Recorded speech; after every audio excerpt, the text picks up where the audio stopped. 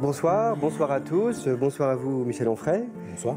Très heureux de vous recevoir donc, pour cette soirée exceptionnelle qui se déroulera donc en 2 temps et dans laquelle nous échangerons d'abord pendant une demi-heure autour de vos 2 dernières parutions aux éditions de l'Observatoire et à la suite de quoi vous aurez un échange pendant à peu près 1 heure avec Jean-Pierre Chevènement. Donc, comme vous pouvez vous en douter, la conférence, les échanges de ce soir vont probablement tourner un petit peu autour de la politique, puisque dans les 2 ouvrages que vous faites paraître, qui sont en fait les 2 premiers d'un triptyque, donc Décoloniser les provinces, qui est votre contribution au présidentiel, La Cour des miracles, votre carnet de campagne, donc qui vient juste de paraître, et Zéro de conduite, votre journal d'après-campagne, dont on en parlera, mais il semblerait que sans être déjà écrit, il le soit quand même un petit peu, en tout cas dans ces grandes lignes. Évidemment, on a échangé plusieurs fois à ce propos. La question politique est une question qui est toujours présente de façon même pas sous-jacente. Vous avez fait plusieurs livres uniquement sur la question politique, sur le post-anarchisme, sur différents sujets. Et là, ce qui est un petit peu différent par rapport à d'autres livres que vous avez pu faire, c'est que c'est un choix de traitement de l'actualité. Et plus précisément dans le cadre du carnet de campagne de la Cour des miracles, on y reviendra, c'est une forme qui est quand même un petit peu nouvelle pour vous, qui est celui du carnet, dans lequel vous traitez en direct, au fil des mois, la campagne, on va dire, de juillet 2016 jusqu'au 7 mai 2017. Ce livre-là a été précédé d'un premier livre, donc Décoloniser les provinces, dont on peut considérer que ce premier livre est une sorte d'assise théorique qui permet de voir dans quel cadre s'engage la discussion politique qui est la vôtre, avant d'aborder, et on verra, parce que c'est l'un des charmes du deuxième livre, sur un mode très voltairien et assez, si ce n'est ironique, au moins assez moqueur, la politique française. Alors, Décoloniser les provinces, peut-être brièvement, l'une des idées forces du livre, c'est que la principale maladie politique de la France, c'est le jacobinisme. Est-ce que vous pourriez, pourquoi est-ce que selon vous, c'est vraiment autour de cette question-là que s'articule à la fois ce qui fait la maladie de la France, et vous l'évoquez parce que c'est important, le livre est aussi un lieu de proposition, c'est pas simplement un lieu critique, c'est aussi autour de la façon dont on peut sortir de ce jacobinisme que peut s'articuler une solution. Oui.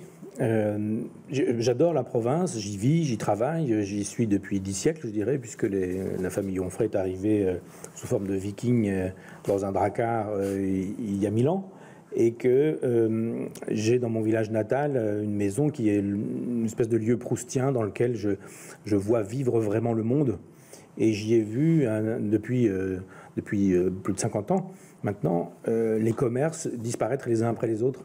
La vitalité du village disparaître, les jeunes s'en aller, et les commerces fermés, les maisons d'une certaine manière s'effondrer à tous les sens du terme, des petits pavillons monstrueux se construire en périphérie du village pendant que les vieilles maisons avec des vieilles pierres disparaissaient, avec les volets qui tombent. On voit des panneaux à vendre qui sont là depuis 10 ans, 15 ans, 20 ans, 30 ans. Personne n'achètera jamais une maison pour revenir à Chambois, c'est mon village natal. Pourquoi faire? Qui viendrait s'enterrer dans un lieu comme celui-ci? Et quand je vais en province, souvent, je suis très très peu invité à Paris, à faire des conférences, très très peu, pas très étonnant. Et j'ai été pendant des années pas invité du tout, pendant une quinzaine d'années, jamais. Jamais la Bibliothèque nationale, jamais Beaubourg, jamais la Sorbonne, évidemment, jamais, enfin rien de tout ça, ce qui était normal. Et en revanche, je vais dans des endroits où le coup de cœur m'invite, et je me retrouve dans des villages qui sont semblables à mon village. Et je me dis, mais qu'est-ce qu'on fait contre ça? Est-ce que vraiment, il n'y a plus rien ici, il n'y a plus de génie du peuple? Il n'y a plus d'énergie, il n'y a plus de talent, il n'y a plus d'envie, il n'y a plus de possibilité d'une convivialité rurale. Est-ce qu'il faut vraiment faire son deuil de ça et imaginer qu'il faut passer un coup de bulldozer dans tous les villages pour imaginer que tout le monde doit grimper à la ville et s'enfermer dans des maisons qui ne vieillissent pas parce que 30 ans après, des maisons en agglo, ça n'a pas vieilli, aller dans des immeubles, etc. Ce que Jean Ferrat avait raconté dans sa chanson « La montagne », c'était très précisément dit. Et puis j'ai réfléchi souvent à cette question-là et ça me paraissait d'une certaine manière inéluctable. Et il se fait qu'un jour, le maire de Caen, le nouveau maire de Caen, Joël Bruno, m'a passé commande d'une conférence sur Tocqueville, parce qu'une médiathèque qui avait été décidée par la gauche, puis il est arrivé au pouvoir, et il a fallu qu'il l'inaugure, donc il a fallu qu'il lui donne un nom. La gauche avait souhaité une espèce de carrefour de l'universel ou je ne sais pas quoi, et lui a dit, on n'a pas beaucoup de penseurs en Normandie, on en a quelques-uns, Tocqueville, ça fait l'affaire, est-ce que vous accepteriez de faire une conférence inaugurale? Je dis bien volontiers.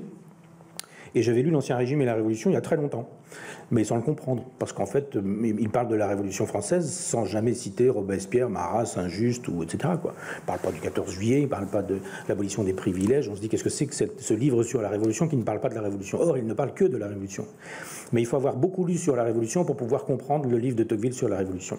Donc il n'était pas question pour moi de travailler sur de la démocratie en Amérique, ce n'était pas le sujet pour moi, mais j'ai relu ce texte précisément en me disant, mais bon sang, c'est bien sûr. Et Tocqueville est un homme de gauche, récupéré par la droite.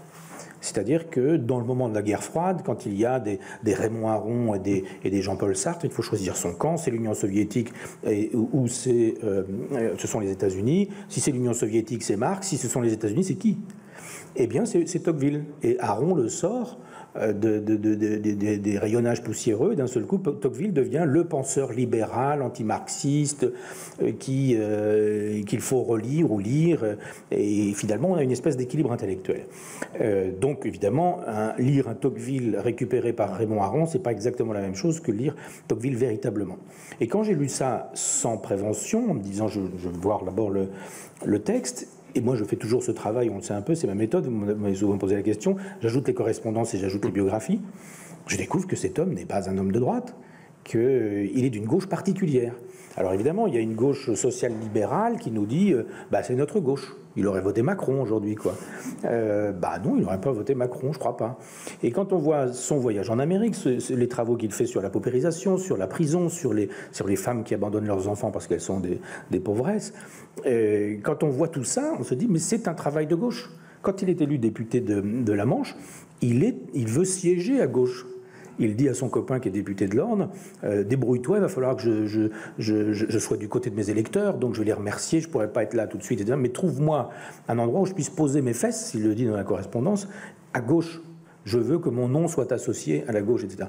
Et puis il fait un programme qui est un programme socialiste à l'époque, etc., etc. Donc je n'entre pas dans le détail, mais je veux dire que d'un seul coup, je me dis, mais ce personnage doit être lu vraiment. C'est-à-dire pas avec les lunettes marxistes qui en font un homme de droite, pas avec des lunettes aroniennes qui en font un homme un contre-marxiste d'une certaine manière, ou un contre-révolutionnaire. Il n'est pas contre-révolutionnaire, Tocqueville. Il nous dit une providence.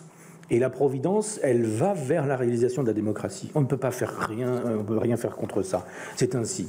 Et donc, tout ce qui advient, c'est la réalisation de la démocratie. Donc, il croit en Dieu, il croit que le Dieu est providentiel. C'est la vieille théologie de Bossuet. Donc, c'est pas du tout un contre-révolutionnaire. C'est pas quelqu'un qui dit restaurons un ordre ancien, vive l'ancien régime, etc. Et lui-même le dit dans l'ancien régime et la Révolution. Il dit mais je suis allé plein de prévention contre l'ancien régime. Pas contre la Révolution, je suis allé travailler dans les archives et il a remué des tonnes d'archives et il dit mais ce que j'ai découvert est stupéfiant. Et ce que j'ai découvert, c'est ce que Tocqueville a découvert, c'est-à-dire le maillage provincial avant la Révolution française. Et il dit le mal français c'est le centralisme et c'est pas le jacobinisme. Le jacobinisme c'est un moment dans l'histoire du centralisme, ça démarre avec Philippe le Bel. Et lui mais ça continue avec Louis XIV, ça continue avec la royauté. Et puis il démonte le mécanisme en disant voilà comment toutes les énergies de province, toutes les énergies rurales, toutes les énergies de campagne ont été comme aimantées par cette espèce d'aimant parisien qui a dit tout vient là. Et tout doit être ici. Et maintenant c'est ici que ça se fait, c'est ici que ça se pense, c'est ici que ça décide. Et donc on absorbe les énergies de la province et puis on régurgite un pouvoir en disant vous allez faire ceci, vous allez faire cela, vous allez payer des impôts, vous allez faire ceci, vous allez faire cela. C'est-à-dire que si on comprend ça, on comprend la Vendée par exemple, présentée aussi comme un grand moment contre-révolutionnaire parce que l'historiographie de la Révolution française elle est faite par des marxistes, revue et corrigée par des marxistes-léninistes et ça a infusé la totalité du XXe siècle, les Soboul, les Mathiez, etc. Donc ce sont des contre-révolutionnaires catholiques, monarchistes, etc. Au départ ce sont des paysans qui disent mais arrêtez avec vos impôts. Paris nous pressurise parce que Paris veut de l'argent pour aller mener des guerres révolutionnaires. Et qu'est-ce qu'on fait, nous? On donne notre argent, on donne nos forces vives les paysans, les travailleurs, et puis on laisse quoi, la terre aux femmes et aux vieillards ou aux enfants qui ont 3, 4, 5, 6 ans. Mais on ne veut pas de ça, donc on veut pas de ça. Ils ne sont pas contre la Révolution française ou contre la Déclaration des droits, ils n'en ont rien à faire de ça. Ils disent juste, on veut juste travailler, bosser, etc. Donc quand on a compris effectivement qu'il y avait un vieux schéma centralisateur jacobin, que ce schéma jacobin a produit des effets intellectuels, parce que finalement l'histoire de France n'est pensée qu'à partir de ce schéma, alors d'un seul coup on se dit, mais effectivement, si nous faisions une histoire vue des provinces, vue des campagnes, on ne voit plus du tout la même chose. Mai 68, c'est Paris, le quartier latin. Ben, je regrette, moi j'étais en campagne, mai 68 ça a aussi lieu dans les campagnes. Mais on ne fait jamais l'histoire de mai 68 en province. Alors Cohn-Bendit, Ruguet-Lussac, le préfet Machin, le général de Gaulle ceci, Baden-Baden, enfin on connaît l'histoire. Qu'est-ce qui s'est passé dans un village de 500 habitants, dans l'école, dans les couples, dans les foyers, dans la petite usine, dans le petit commerce? Qu'est-ce qui s'est passé avec mai 68? Et donc, ce texte-là, Décoloniser les provinces, d'abord c'est un texte de Rocard qui s'appelait Décoloniser la province. Je n'ai pas eu l'autorisation de réutiliser le titre, donc ce sont des Mélenchoniens qui ont aujourd'hui le monopole de ce titre-là qui a été réédité. Donc j'ai dit on va appeler ça les provinces, c'est pas un problème. D'autant que Rocard, c'est devenu autre chose après, hein, c'était plus du tout la même chose. Mais cette idée me paraît extrêmement intéressante de dire, mais si nous regardions encore à nouveau l'énergie des provinces, et je pense qu'il y a plein de jeunes en province qui se font des choses formidables, qui sont actifs, dynamiques, qui en ont marre de la politique politicienne, et qui se disent, mais finalement, ici, dans le pays, on va créer un resto, créer un café, ouvrir une épicerie sociale, fabriquer des AMAP, faire un jardin potager partagé, et puis on va se rencontrer, et puis on va refaire des fêtes, et puis on va faire une garderie, et puis etc. etc. Et je dis, ben voilà, c'est le retour des Girondins, c'est-à-dire cette façon de faire de la politique, non plus à partir de Paris, d'autant que Paris, aujourd'hui, c'est Bruxelles. Je veux dire, c'est ça aussi le problème. Hein. Et donc on dit, mais ça se décide à Paris, mais ce qui se décide à Paris a déjà été décidé à Bruxelles. Et puis après, ça finit dans les provinces et dans les campagnes, et la grand-mère qui a un lapin à vendre sur le marché, elle ne peut plus, parce qu'on lui dit, mais avez-vous le machin frigorifié 42 345B, estampillé par Bruxelles, qui vous oblige à, etc. En gros, il faut 50 000 € de matériel pour vendre 3 lapins. Donc évidemment, vous ne vendez plus vos lapins, il n'y a plus de marché, il n'y a plus de lapins, il n'y a plus rien du tout, et voilà. Donc je dis, si nous pouvions recouvrer une espèce de souveraineté nationale, une souveraineté régionale, alors pour le coup, on pourrait redonner une énergie. C'est pas redonner une énergie parce qu'elle existe, l'énergie, mais redonner une forme à cette énergie. Sachant que, eu égard à cette souveraineté, elle est en deux temps. C'est-à-dire que vous dites bien en même temps qu'il existe un pouvoir local, il existe un pouvoir communal, etc., mais que dans son fonctionnement actuel, il est tellement tributaire finalement du caractère presque individuel de ce que sont les maires, de ce que sont les conseillers départementaux, comme on dit maintenant, que l'absence de contrôle par les citoyens des pouvoirs communaux empêche en fait la réalisation de ce que pourrait être ce pouvoir communal, puisque comme vous le dites, l'énergie est là, la potentialité est là, mais il y a quelque chose qui ne se réalise pas puisqu'elle est trop individualisée et trop tributaire d'un mode de fonctionnement qui lui-même est un héritage centralisateur, puisque on est toujours dans une étoile qui n'en finit plus à la fois et d'absorber et d'éloigner, et dans lequel la verticalité est absolument redoutable et dont on n'arrive pas à sortir. Ce que vous dites, il y a des choses extrêmement importantes. Vous l'avez commencé à l'évoquer avec Tocqueville, c'est que finalement, une fois encore, là vous faites une sorte de généalogie ou de contre-histoire politique qui va de la Boétie, les Girondins, Proudhon, la Commune jusqu'à Alain, pour citer un autre philosophe normand, dans lequel vous montrez qu'il y a une autre hypothèse que cette hypothèse verticale et qui, comme vous le dites très bien, pose un problème au-delà de la question centralisatrice, qui est que la façon dont le pouvoir est structuré, même au niveau local, ne fonctionne plus. Alors vous avez utilisé un mot important qui est le mot vertical. Et moi je dirais que Tocqueville, quand il dit que ça démarre à Philippe le Bel, on pourrait dire mais ça démarre à Saint-Augustin. Et éventuellement même ça démarre à Saint-Paul. C'est-à-dire c'est la théocratie qui fait la loi chez les Jacobins. On a chez Saint-Augustin ce fameux livre dont tout le monde connaît au moins le titre, La Cité de Dieu. Et il y a chez lui la Cité de Dieu dont il estime qu'il y a un Dieu, évidemment, des archanges, et puis après ça, des trônes, des séraphins, etc. Ça s'appelle l'angélologie, la science des anges. Et Pseudo-Denis l'Aréopage a fait toute une théorie, un bouquin de 500 pages sur ce sujet-là, sur les formes d'anges, ce que sont les anges, comment ils sont, et la hiérarchie céleste. Hiérarchie, étymologiquement, le pouvoir du sacré. Et donc, il y a cette cité de Dieu eh bien, il faut que la cité des hommes lui ressemble. Donc il faut que sur terre, on ait ce qu'il y a au ciel. Au ciel, on a un Dieu, sur terre, on aura un roi. On a des archanges, qui d'une certaine manière la garde rapprochée, on aura exactement la même chose, l'aristocratie, etc., etc. Et ce schéma, il fonctionne, bon an mal an, jusqu'à ce qu'effectivement on commence à y toucher un peu au moment de la Révolution française. Rousseau y touche intellectuellement en 1762 avec le contrat social, mais il y a chez Rousseau aussi des considérations, profession de foi du vicaire savoyard par exemple, qui renvoient au déisme. Il n'est pas athée, Rousseau, il est même très opposé aux athées, il voudrait qu'on les condamne à la peine de mort. Et c'est la même chose avec Robespierre, qui envoie les athées à la guillotine. Parce qu'effectivement, il y a dans le jacobinisme cette idée qu'il faut encore un pouvoir centralisé, parce qu'il nous faut l'équivalent d'un roi, l'équivalent d'un monarque, l'équivalent d'un prince, qui soit le concentré de la souveraineté. Et la souveraineté, c'est ça. La souveraineté, elle réside, et on est dans la Ve République, et avec la récente élection de Macron, on est là-dedans. Le général de Gaulle, c'est exactement la même chose. C'est-à-dire il faut concentrer la souveraineté populaire dans un individu qui sera élu dans le principe de la volonté générale, qui n'est pas la somme des volontés particulières, mais la somme des volontés particulières en tant qu'elle s'exprime dans le sens de l'intérêt général. Ce n'est pas la somme des égoïsmes, c'est la somme de la volonté de chacun en tant que chacun pense au bien-être de la collectivité. Ça, c'est un schéma, c'est le schéma dominant. Le schéma alternatif, c'est un schéma franchement athée. C'est-à-dire, pour le coup, non pas vertical, mais horizontal. Non pas transcendant, mais immanent. Il faut des plans d'immanence qui nous permettraient de dire pensons les choses à hauteur d'homme, d'une certaine manière, et pas en regard de Dieu. Ce qui veut dire que, de fait, c'est ce que vous disiez dans le début de votre question, un conseil municipal est structuré comme le ciel de Saint-Augustin.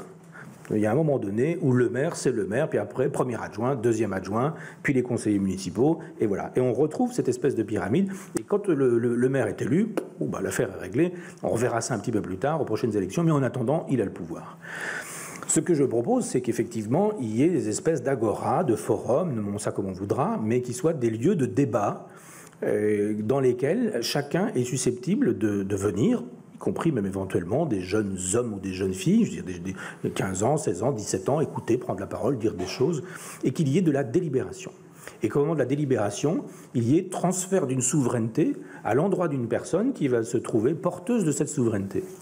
Sauf que nous serions dans une logique de mandat impératif. On appelle mandat impératif cette idée qu'on donne mandat à quelqu'un pour qu'il nous représente. Quand il ne nous représente pas, en cours de route, eh bien on retire le mandat en disant tu as été élu pour faire ça, tu ne le fais pas, on reprend le mandat, on va le redonner à quelqu'un d'autre. Ce qui veut dire effectivement qu'un jour c'est l'un qui va disposer d'une souveraineté. Si par exemple on a décidé que dans un village on allait faire une crèche et qu'on avait envie de décider que, etc., mais il se peut que ce soit une dame qui va devenir la responsable de ce projet et qui sera porteuse de la souveraineté, de la totalité, et dire vous vous occupez de cette aventure-là. Et puis si un jour il y a une histoire de, je sais pas quoi, de remembrement ou d'utilisation d'une terre à destination plutôt de ceci que de cela ou je sais pas quoi, plutôt les paysans, et dans les paysans, l'un d'entre eux qui, etc. Et donc ça bouge, ça change. Ce communalisme libertaire, il fait que on peut disposer de gens qui évidemment sont élus après qu'il y ait eu délibération, et ces gens qui sont élus, ils sont susceptibles de rendre leur mandat si en cours de route, ils ne portent pas le mandat. On sait bien que dans la cité grecque, qui n'est pas si démocratique que ça, je veux dire, la moitié, déjà, les femmes ne sont pas des citoyennes, donc 50%, les métèques, les étrangers domiciliés, ne sont pas des citoyens, les enfants qui ne sont pas issus de parents citoyens ne sont pas eux-mêmes citoyens, donc la démocratie grecque, elle est assez peu démocratique, elle est assez aristocratique, et souvent très plutocratique. Mais on pourrait imaginer à ce moment-là qu'effectivement, il y ait des organisations véritablement démocratiques, parce que je persiste à croire que la démocratie, c'est le pouvoir du peuple, par le peuple, pour le peuple, et que ça n'est pas le pouvoir du peuple par ses représentants et éventuellement contre le peuple. Quand en 2005 on dit vous avez voté pour un référendum, vous avez dit non, nous ne voulons pas d'une formule libérale à l'Europe, ce que les tenants de l'Europe libérale appelaient dire non à l'Europe, c'était pas dire non à l'Europe, c'était dire non à sa formule libérale. Eh bien on a dit vous l'aurez quand même. Quelques temps plus tard, traité de Lisbonne 2008, et on l'a tout de même. On a même un Giscard d'Estaing qui est quand même très défenseur de cette Europe libérale et qui dit dans Le Point c'est le même texte, on a juste interverti 2 ou 3 chapitres 2 ou 3 paragraphes juste pour pouvoir dire formellement que c'était pas le même texte. On dit à l'époque Parti socialiste et UMP en tête, à l'époque des gens qui n'étaient pas grand-chose et qui sont devenus pour l'un président de la République Sarkozy, pour l'autre président de la République Hollande, et qui sont des gens qui ont dit le référendum, eh bien on fait comme s'il n'avait pas eu lieu. Eh bien effectivement là on voit bien que la caste politique, la caste des gens qui sont censés représenter, du moins, c'est constitué comme une caste qui ne rend de compte à personne et qui ne veut pas rendre de compte au peuple, sauf au moment où il s'agit d'être réélu, où pour le coup, on en fume, on embrouille, on oublie, on explique que, on raconte que, puis on finit par se faire avoir, puis on finit par redonner des mandats parce qu'on dit « Ah bah ouais, mais moi j'ai toujours voté à gauche, moi j'ai toujours voté à droite, moi j'ai toujours voté socialiste. Bon, bah, puis voilà, quoi. » Et ça continue comme ça. Ah non, je dis juste, il y a un moment donné qu'on doit pouvoir retrouver une autre formule qui s'inspirerait des premiers moments de la démocratie occidentale, outre, je parle du modèle judéo-chrétien, encore qu'on est dans des logiques païennes, qui sont les parlements islandais. Il y a en Islande une formule extraordinaire de démocratie directe, avec des gens qui se réunissent dans un endroit qui est magnifique en Islande, enfin une espèce de cirque naturel, où on parle, où on dit, où on aborde les questions, où on discute, où on tranche, puis quand on a tranché, on décide, et décision. Alors, justement, puisque le temps file, ce personnel politique dont vous dites qu'effectivement il revient se représenter à nous tous les 4, 5, 6 ans afin de se faire réélire, vous en dressez un portrait particulièrement acide dans la cour des miracles, dans lequel vous cédez à ce que vous appelez un exercice voltairien. Vous avez un très beau début de livre où vous opposez de façon, on va dire, assez classique, mais en l'associant à l'idée de l'âge et des âges de la vie, Voltaire et Rousseau, en expliquant que Rousseau, il faut peu de poils au menton et que plus il en pousse, au moins, même si c'est possiblement, plus on devient voltairien et que la vie vous a converti, voilà. Vous êtes un poilu d'esprit, Michel. Que la vie vous a converti à Voltaire et qu'il s'agit, puisque depuis 2005, pour la raison que vous avez évoquée là, vous considérez que le vote n'a plus aucune fonction, puisque de toute façon, quand on vote, on est tout à fait privé de sa voix, vous décidez de faire une sorte de... Alors, est-ce que c'est un chamboule-tout? Est-ce que c'est une sorte de critique généralisée? Ou est-ce que c'est plus finement l'idée de démonter l'espèce de petit cirque dans lequel fonctionne la vie politique? Il m'a semblé que, plus que la caricature, parce qu'en fait, finalement, vous caricaturez pas tant que ça, c'est vous mettez la loupe sur le point de détail, que ce soit la crevette dans la salade végétarienne de Mélenchon, ou d'autres éléments de discours qui servent à dire ces choses-là existent. On fait comme si elles n'existaient pas, mais si on les regarde attentivement, en fait, les masques tombent d'eux-mêmes. C'est essentiellement une opération de dévoilement. Oui, c'est très flaubertien. Enfin, Flaubert dit regardez n'importe quelle chose banale, elle va finir par vous raconter des choses extraordinaires. Et il y a effectivement des moments comme ça où tout le monde aura vu Mélenchon avec ce fameux triangle rouge là, et personne ne se sera posé la question du triangle rouge. Et moi, j'ai vu l'inventeur de ce triangle rouge en Belgique, et c'était le triangle rouge que portaient les déportés dans les camps de concentration. Je trouve éminemment obscène qu'on puisse, dans une campagne présidentielle, dont le risque pour Mélenchon était d'obtenir le journal de 20 heures, ou une invitation supplémentaire chez Pujadas, on puisse s'assimiler à des gens qui risquaient leur vie parce qu'ils défendaient des idées de gauche la plupart du temps. Il faut être sérieux. Personne ne viendrait avec une étoile jaune en disant « moi je viens avec une étoile jaune » parce qu'on lui dirait « écoutez, c'est de l'obscénité ».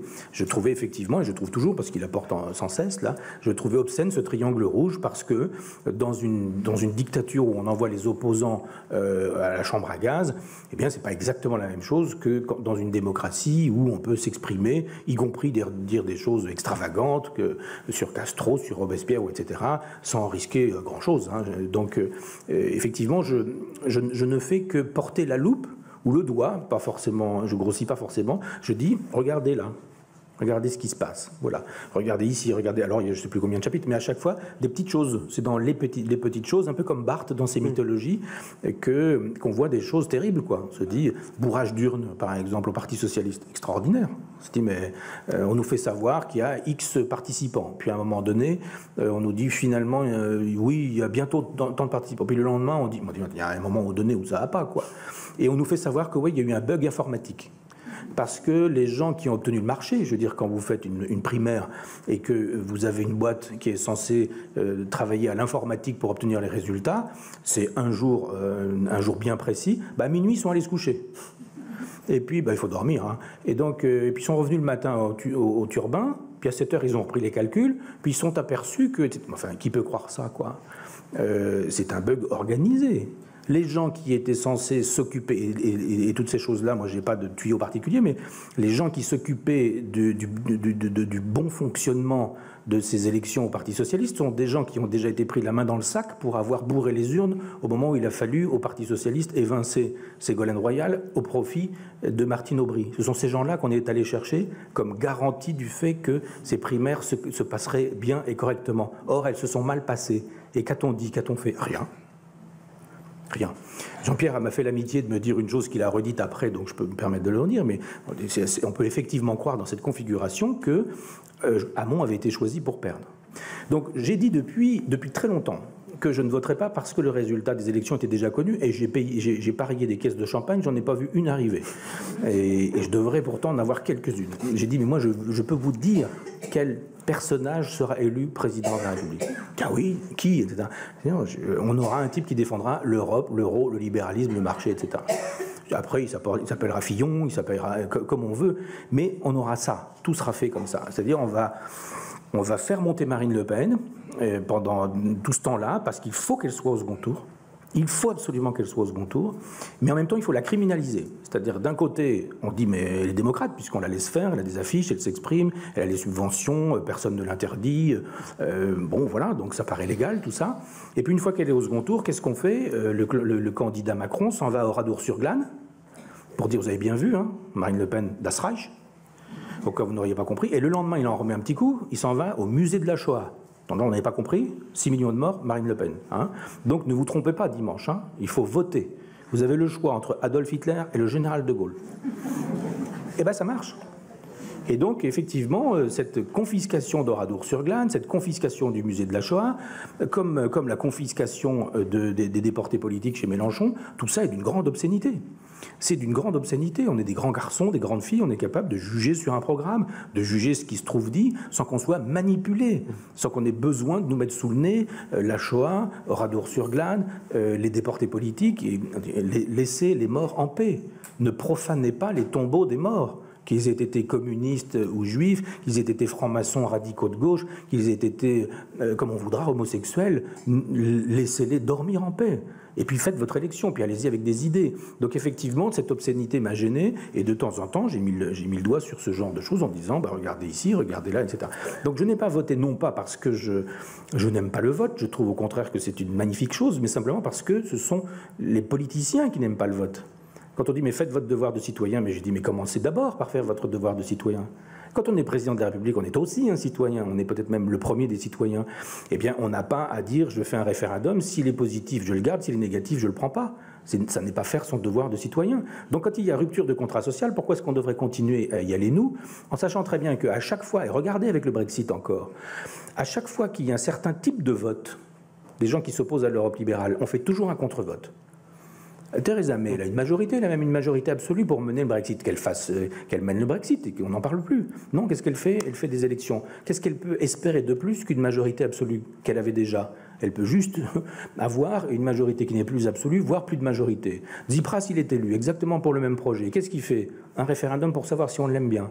Un deuxième pour savoir si on l'aime bien encore et toujours. On dit, mais vas-y mon garçon, on t'a élu pour un projet qui est de faire ce que tu avais promis de faire avec l'Europe. Non, pas du tout, on refait des votes pour faire de telle sorte qu'on dilue et il y a des endroits au Danemark ou ailleurs, on dit, vous votez, vous êtes contre, bon on va refaire un vote, jusqu'à ce que vous soyez pour. C'est drôle quand il y a un vote pour Maastricht et qu'il est très court. Moi, je dis très court, il faudrait même voir si vraiment il est si court que ça et s'il a vraiment penché de ce côté-là. Mais quand on fait un vote pour Maastricht, on n'en refait pas un 6 mois plus tard. On dit on va vérifier si vous êtes vraiment pour Maastricht. On va en refaire un parce que non, jamais.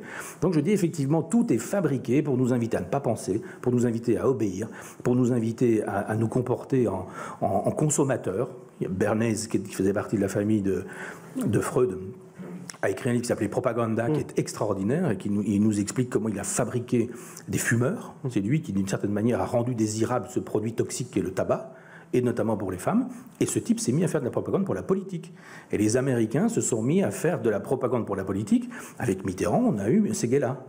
Et on a aujourd'hui, dans toutes les chaînes toutes les chaînes en information continue, des publicitaires qui viennent nous parler de politique. Mais enfin, des publicitaires qui viennent nous parler de politique. Qu'est-ce que ça veut dire? Ça veut dire effectivement que les publicitaires font la politique.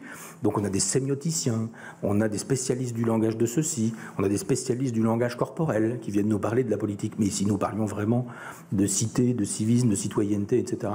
Donc je dis effectivement, si vous voulez réconcilier les citoyens avec l'élection, plus de 50% de gens qui ne sont pas allés voter, si vous voulez vraiment les réconcilier avec la cité, le civisme, la citoyenneté, la République, ce que je souhaite, eh bien effectivement, commencez par dire, le problème c'est pas de savoir s'il faut moraliser la vie politique en faisant ceci ou cela, un député n'aura plus le droit d'être maire, c'est pas ça le problème.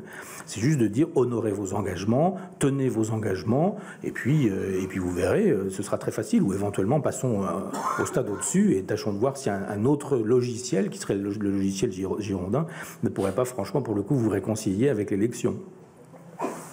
Bien, justement, puisque la discussion prend ce tour, dans ce livre, donc, qui est, comme nous l'avons évoqué, assez caustique, il y a une personne qui échappe à votre causticité, justement, et qui est Jean-Pierre Chevènement, qui va désormais venir échanger avec vous de façon à ce que vous puissiez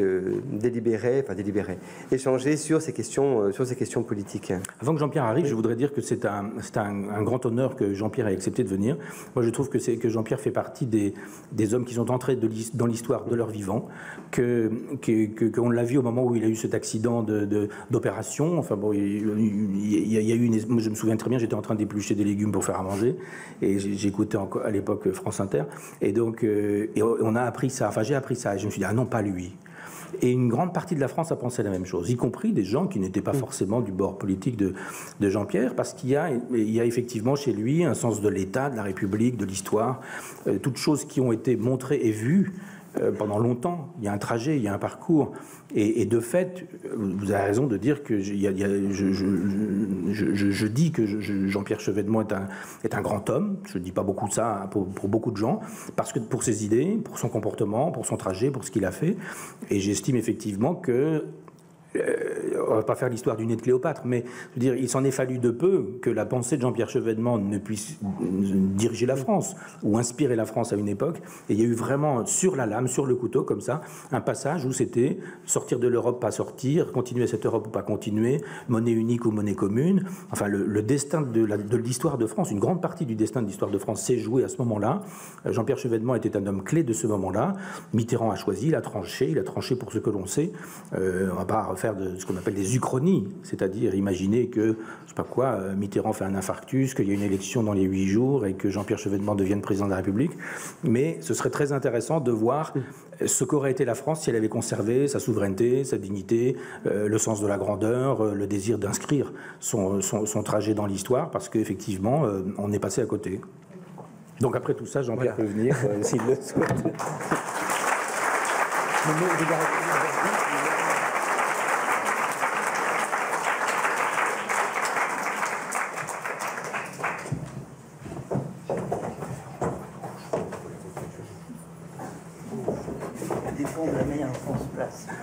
Je demande à Jean-Pierre s'il a une préférence pour les fauteuils, droite ou gauche. Là, je suis à ta gauche. Oui, tu es à ma gauche. Mais pour la salle, je suis à gauche et toi à droite. C'est ça qui compte. On sent le républicain, là, qui est capable de... Je voudrais dire d'abord que je ne mérite pas du tout les éloges que tu as faits, parce que ce n'est pas juste, tout simplement. Je pense que je n'étais pas, en 1983, dans une position de compétition avec François Mitterrand. J'avais consacré une partie de ma jeunesse à l'aider à devenir le premier secrétaire du Parti socialiste, sur la base d'une ligne politique qui était l'union de la gauche sur un programme commun. Ensuite, à venir au pouvoir, en 1981, mais je n'ambitionnais pas d'être président de la République avant. Et après, certes, j'étais ministre d'État, etc., mais je n'avais pas de majorité dans le Parti socialiste, et même dans la gauche, je dirais, pour prétendre à la succession de Mitterrand. Donc j'essayais de peser et d'infléchir, et de proposer quelque chose de logique. Et il a un peu hésité pour savoir s'il devait ou non sortir du système monétaire européen, ce qui était la position officielle du Parti socialiste, mais finalement, il a été retourné par un certain nombre de considérations sur lesquelles on pourra venir par la suite. Hein, donc, tout de suite, moi je veux bien qu'on parle du retournement et de la façon dont ça s'est fait. C'est une question que j'avais à te poser justement. Oui, d'abord François Mitterrand n'avait pas l'idée d'une autre Europe que celle qui existait depuis Jean Monnet, de l'Europe où la Commission avait un rôle prééminent, puisqu'elle a le monopole de la proposition en matière de directives et de règlements. Et une Europe qui est sous l'aile américaine.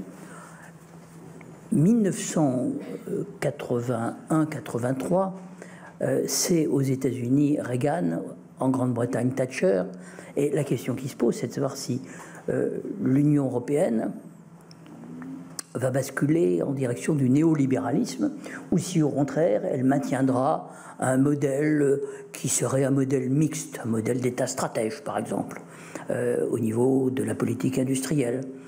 À l'époque même on parle du modèle rhénan, mais les gens qui nous parlent du modèle rhénan le font avec, c'est Michel Albert, le font avec une idée derrière la tête, c'est qu'ils veulent nous imposer en quelque sorte de suivre l'Allemagne. Alors l'Allemagne n'est pas encore en position de force parce qu'elle est encore l'Allemagne divisée, mais ça va durer très peu de temps et toute la géopolitique européenne va être modifiée en 1989 avec la réunification de l'Allemagne, l'élargissement de l'Europe vers l'Est qui procure à l'Allemagne des zones de main-d'œuvre à bas coût. Donc on change d'univers.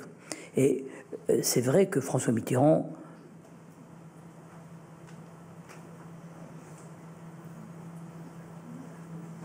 souhaitait rester dans le cadre de cette Europe. Il aurait pu lui donner un autre contenu. Il n'avait pas, à mon avis, suffisamment réfléchi à la question. Il était très hésitant. C'était pas un économiste, Mitterrand. C'était un homme politique. Il avait une culture littéraire, une culture historique. C'était un homme de grande expérience qui avait beaucoup de qualités, quelques défauts sans doute, mais beaucoup de qualités. Donc, il était quand même très hésitant et il a consulté autour de lui. Il y a des gens qui étaient pour la sortie au moins provisoire du système monétaire européen. Je dirais le plus déterminé, c'était quand même moi. Il y avait un de ses amis proches, Jean Riboud, qui était le patron d'une multinationale dont le nom me sort de l'esprit, Schlumberger,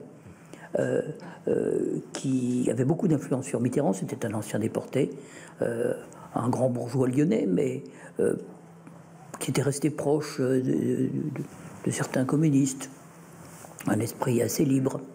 Et puis, je veux dire, les communistes s'étaient mis aux abonnés absents. Au sein de la majorité du Parti socialiste, Fabius, au départ, était pour.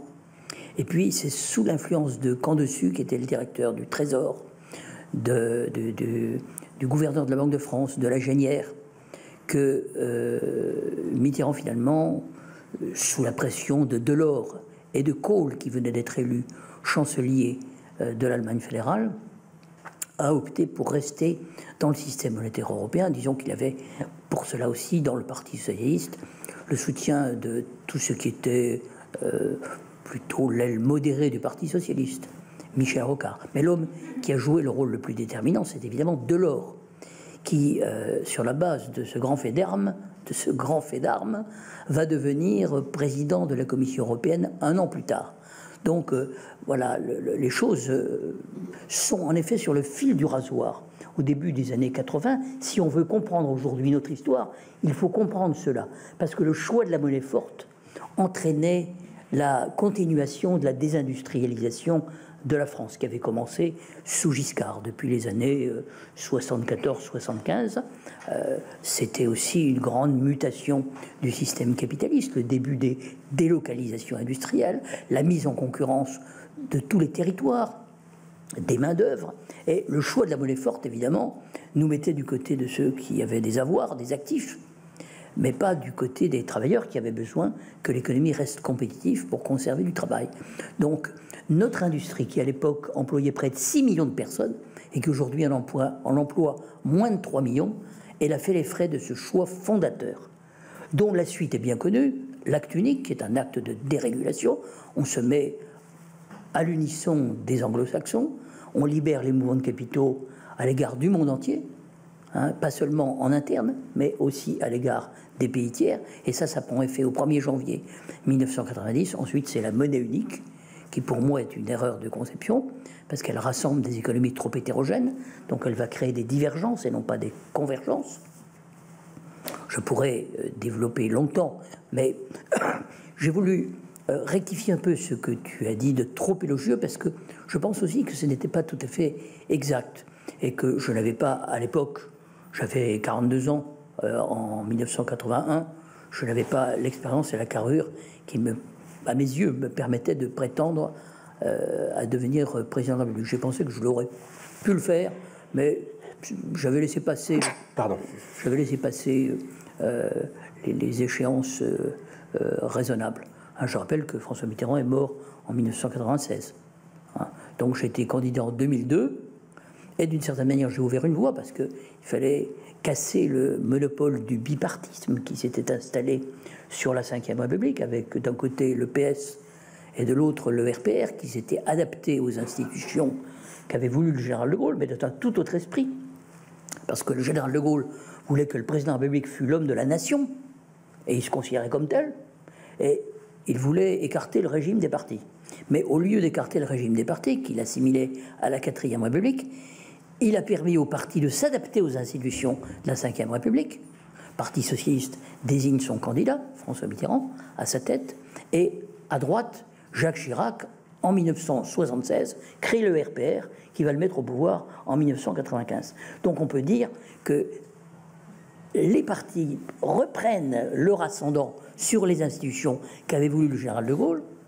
Il faut toujours se rappeler aussi que l'élection au suffrage universel, décidée par le général de Gaulle en 1962, était faite pour déjouer le complot dit de l'ALMA, le dîner de l'ALMA, où de Pinet à Guy Mollet, tous les chefs de la 4e République s'étaient entendus pour propulser à la présidence de la République en 1965, sur la base d'un collège de grands élus, de 90 000 élus, hein, quelqu'un qui n'aurait pas cassé une patte à une mouche, mais qui les arrangeait tous.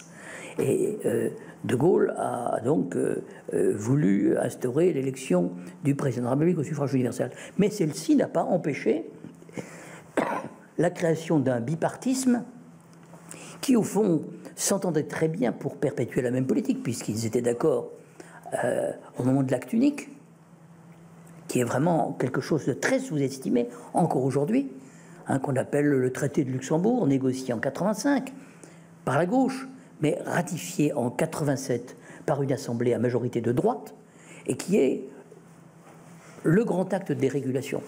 Et ces deux partis faisant finalement la même politique, les Français les rejettent tour à tour, font appel à l'autre, et ça se produit une première fois en 1986, c'est Chirac qui gagne les législatives, en 88 Mitterrand gagne les présidentielles, en 93 c'est la droite, le Parti socialiste a failli alors disparaître, il n'avait plus que 57 députés.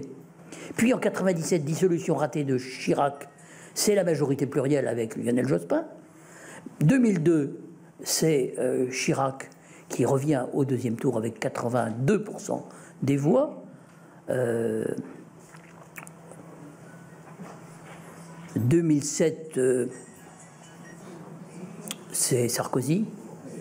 Le Parti socialiste, quand même, qui est un peu déconsidéré, doit attendre 10 ans dans l'opposition, grâce au talent d'un excellent médecin anesthésiste réanimateur qui s'appelle François Hollande, qui est son premier secrétaire, donc qui le met sous cloche, survit à la candidature de son ancienne femme en 2007, revient à la tête du Parti socialiste, négocie avec Sarkozy le traité de Lisbonne qui reprend les termes du traité constitutionnel européen rejeté par le peuple.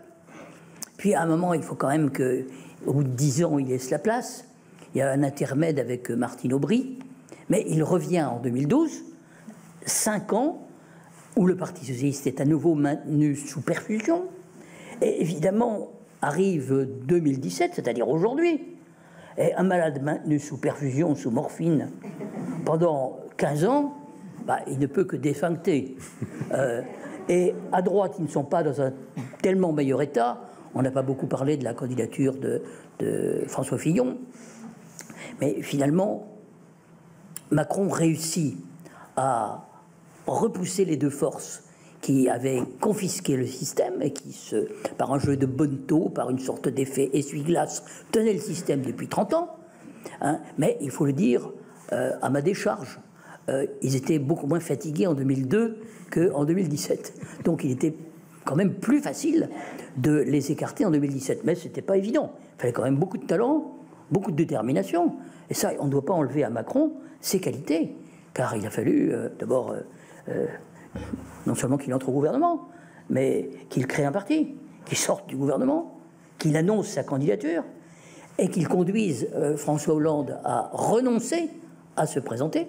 Ça, ce n'était pas du tout acquis au départ.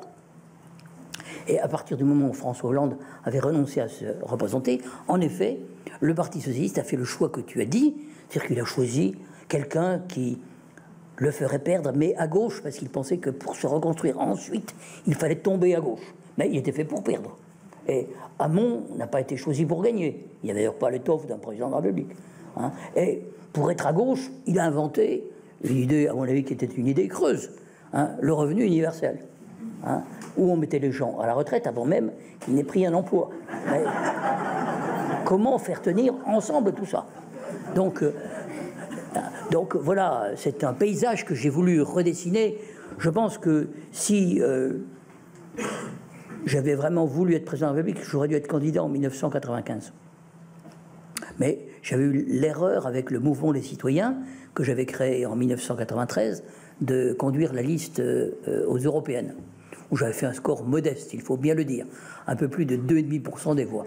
Donc avec ça, je pouvais aller me rhabiller. Il est vrai que j'avais voulu faire une liste paritaire avec Gisèle Halimi, avec Anicet Le Pors qui venait du Parti communiste, avec le général Gallois qui était plutôt un gaulliste, enfin quelqu'un qui représentait cette inspiration. Donc j'avais fait une liste de briques et de brocs qui me donnait beaucoup de travail en interne et qui m'a empêché en définitive, compte tenu de la faiblesse de mes moyens aussi, hein, de percer. Et puis Mitterrand, à l'époque, jouait contre Rocard, qui était le candidat du Parti socialiste, la carte tapis, qui a fait 12%, tapis qui était à ce moment-là au Parti radical de gauche. Mais enfin, ça veut dire rien du tout. Hein. Donc voilà, je vous ai dessiné un bref résumé de notre histoire politique pour me remettre à ma place, qui est beaucoup plus modeste que celle qu'a évoquée mon ami Michel Onfray.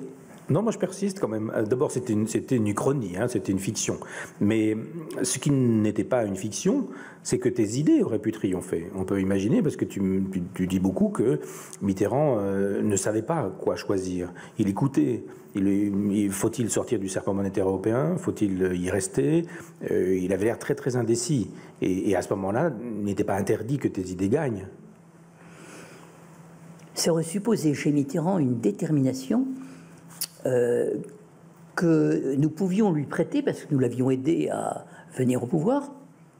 Nous avions apporté la pointe décisive au congrès d'Épinay, car Mitterrand avait 45% des mandats dans le Parti socialiste et Guy Mollet et Savary à peu près autant, un peu plus même. Et le CRS représentait, qui était le courant que j'animais, représentait 8,5. Mais ces 8,5 faisaient la décision. Ce qui fait qu'on a pu imposer un système interne, la proportionnelle, qui nous favorisait, puisqu'il nous maintenait en position charnière, en position clé pendant les 2 ans qui nous séparaient du congrès suivant. Et d'autre part, nous avons imposé notre ligne politique, qui était le programme commun sur la base d'un programme socialiste que Mitterrand m'a chargé de rédiger. Il s'appelait Changer la vie, etc. Bon, 1 an après, quand même, il y avait le programme commun. Et une formidable dynamique qui inquiétait beaucoup Mitterrand, parce que Mitterrand voulait reconstituer, nous aussi d'ailleurs, un grand parti socialiste, mais il ne voulait pas se faire bouffer par le Parti communiste. Donc le mot d'ordre de Mitterrand, si je peux le dire maintenant, le moment des anecdotes est venu.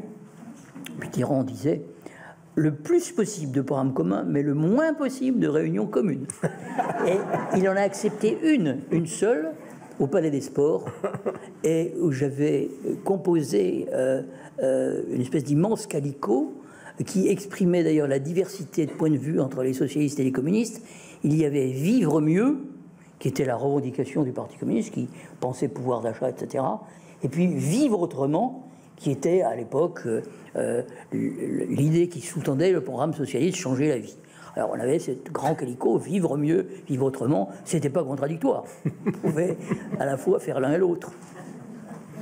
Donc je rappelle cette histoire en disant qu'il aurait fallu que Mitterrand soit très soucieux de sa propre gloire, et au lieu de faire ce dérapage, si je puis employer ce terme emprunté Husky, qui nous a conduit de la transformation de la société française vers le choix du néolibéralisme maquillé aux couleurs de l'Europe, parce qu'en réalité, c'est ce qui s'est fait, ce que j'ai essayé de vous expliquer. J'espère l'avoir fait d'une manière suffisamment claire pour que je n'ai pas besoin d'y revenir. Mais ce dérapage, Mitterrand l'avait probablement à l'esprit depuis longtemps. Mais il ne voulait pas manquer non plus aux attentes de son électorat, en tout cas ne pas y manquer trop. Car Mitterrand n'était pas comme Chirac qui a tourné le dos tout de suite à son programme qui était de résorber la fracture sociale en 1995. Dès le mois d'octobre, c'était le plan Juppé qui mettait la France dans la rue. Hein, enfin, au mois de novembre, décembre peut-être. Donc Mitterrand, lui, il a quand même fait la retraite à 60 ans, il a fait les nationalisations, mais en même temps il a dit autonomie de gestion, ce qui rendait le ministre de l'Industrie que j'étais impuissant.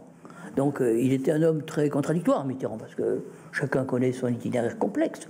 D'ailleurs, qui viennent de la droite n'était pas forcément un péché capital.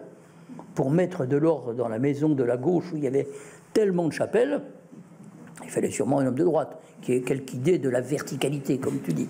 Hein, parce que l'horizontalité, alors là j'en viens aux nuances que j'ai avec toi, hein, mais on ne va pas développer là-dessus. Rousseau, Voltaire, Marx, Proudhon, Tocqueville,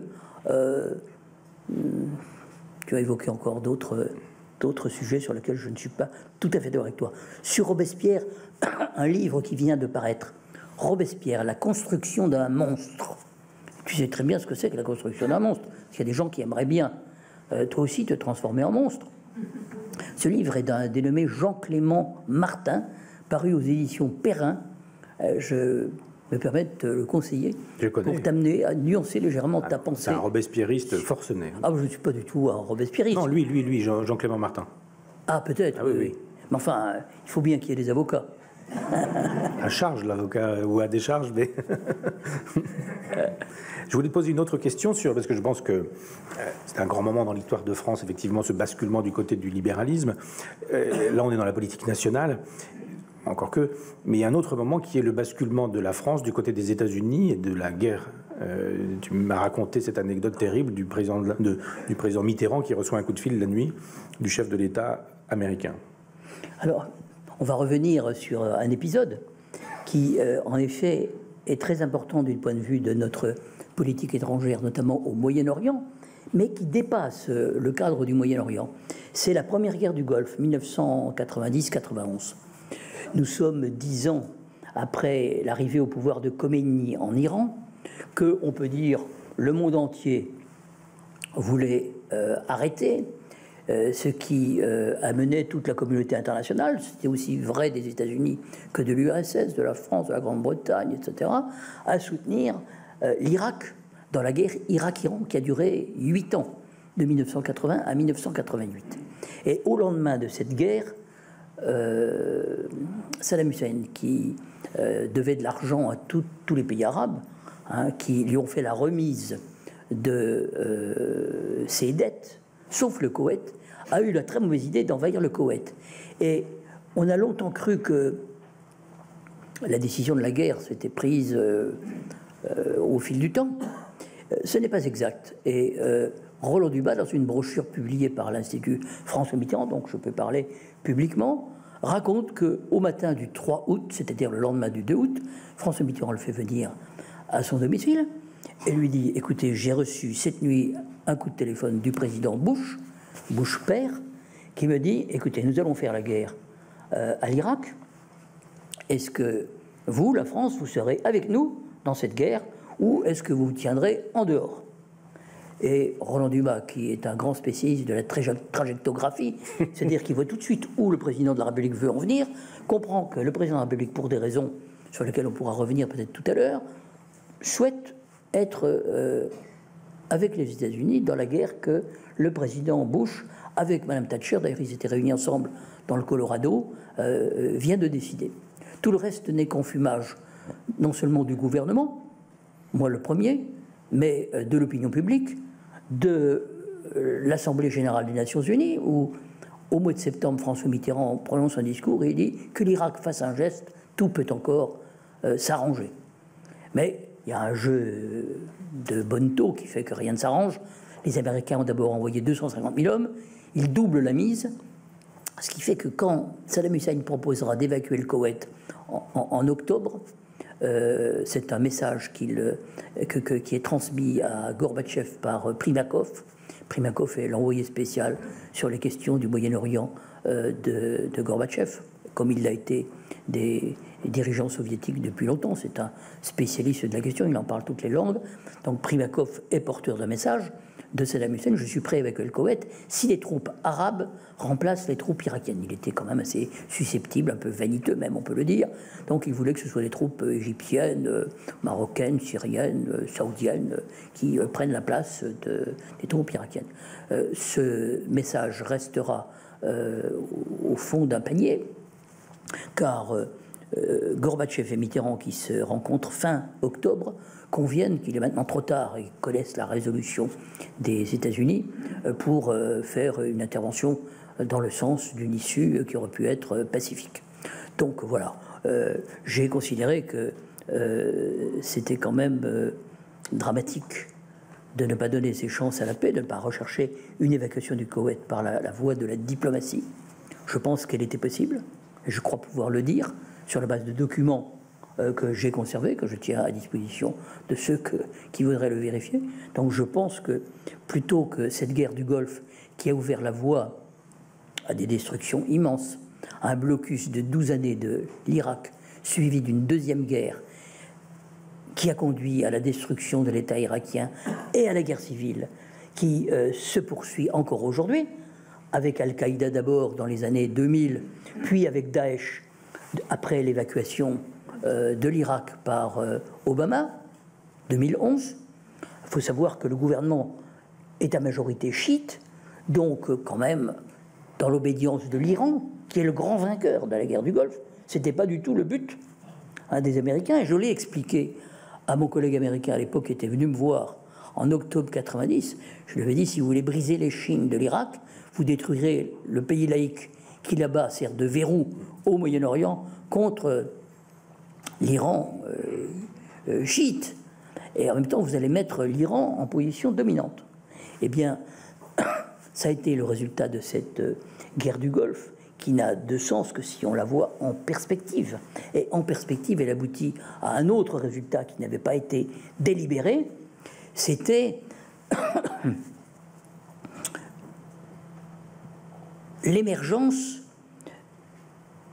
d'un fondamentalisme et même d'un djihad sunnite à côté de la théocratie chiite iranienne, Khomeini. L'Arabie saoudite s'était débarrassée de ces extrémistes qui avaient occupé les lieux saints de la Mecque en 1979, les avait envoyés en Afghanistan. Ils s'appelaient Ben Laden et quelques volontaires arabes ou turcs qui ont formé un premier djihad afghan, des moudjahidines équipés pour combattre les soviétiques. Et ce djihad afghan a considéré, à mon avis à tort, qu'ils avaient abattu l'URSS. Quand l'URSS s'est retirée d'Afghanistan, peut-être quelques 2 ou 3 ans avant l'implosion finale. Mais ils ont considéré qu'ils étaient revenus au temps du prophète, qui avait d'abord abattu l'empire sassanide, puis s'était tourné contre l'empire byzantin, et avait occupé l'Égypte, la Syrie, l'Afrique du Nord, etc. Et ils ont considéré qu'à partir de ce moment-là, c'était eux qui allaient défendre l'Arabie saoudite. Comme l'Arabie saoudite avait fait appel aux troupes américaines, à ce moment-là, ils ont pris leur indépendance. Ça a donné Al-Qaïda, Ben Laden, les premiers attentats terroristes, 1992, ils s'égrènent tout au long de la décennie et culminent en 2001 avec les Twin Towers, les tours jumelles de New York, avec un commando suicide, où sur 19, il y a 15 Saoudiens.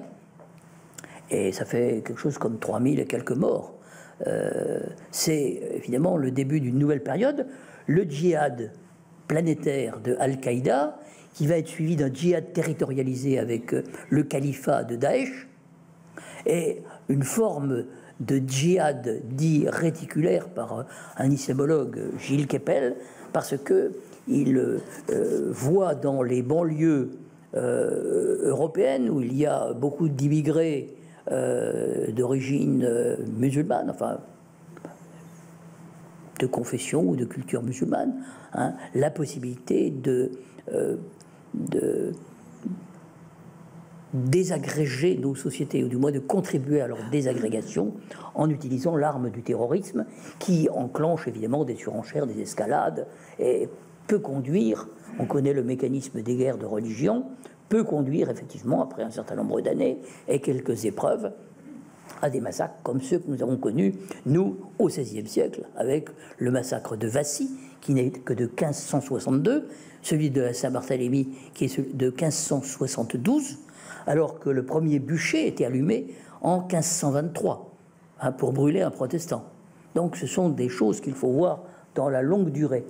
Et si j'ai évoqué tout cela, c'est pour vous parler de la guerre du Golfe et de ses conséquences sur la politique étrangère française.